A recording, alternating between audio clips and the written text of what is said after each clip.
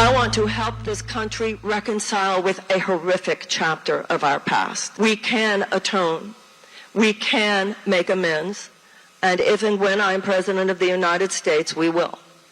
We will begin by taking that picture of Andrew Jackson off the wall of the Oval Office. I assure you.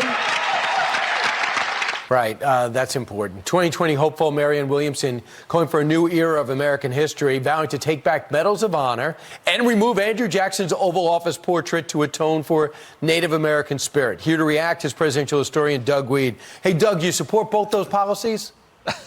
No, and you should know better than anybody. You wrote the book, Andrew Jackson, The Battle of New Orleans. He's a great American hero. He was our 7th president.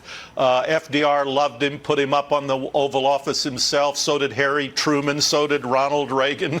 You can't erase history. He gave the British a black eye at the end of the War of 1812 and said, you better not try that again. We wouldn't have Barack Obama without Abraham Lincoln, who left 1 million slaves in bondage when he signed the Emancipation Proclamation. And we wouldn't have Abraham Lincoln, arguably, without Andrew Jackson and George Washington, right, even though they owned slaves. So each step towards freedom is an important step. Right. A 13-year-old orphan becomes a senator, a lawyer, a judge, a congressman, and a 2-term president. But most of all, a major general that won one of the most decisive battles and biggest upsets in American history.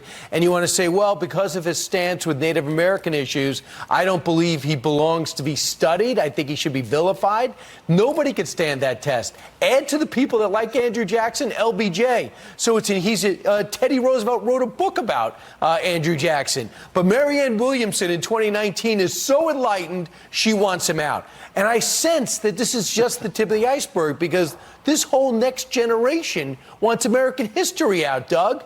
Yeah, we'll have to change the name of Washington District of Columbia. We'll have to do that. Look, Andrew Jackson was the founder of the modern Democratic Party, so Marianne Williamson wouldn't even be able to run for president. Not only LBJ, but Hubert Humphrey, a pioneer in civil rights, would celebrate the Jefferson-Jackson Day and raise money on that day. So he's been their hero, too. It is interesting how all of this is really about Trump. Everything's about Trump. Yeah. So because people compare Andrew Jackson to Donald Trump, now they don't like Andrew Jackson. It's fascinating. And there is a lot of comparisons. A man who wasn't accepted by Washington took his case to the people, brought it through campaigning. No one ever thought he'd win. He ended up winning.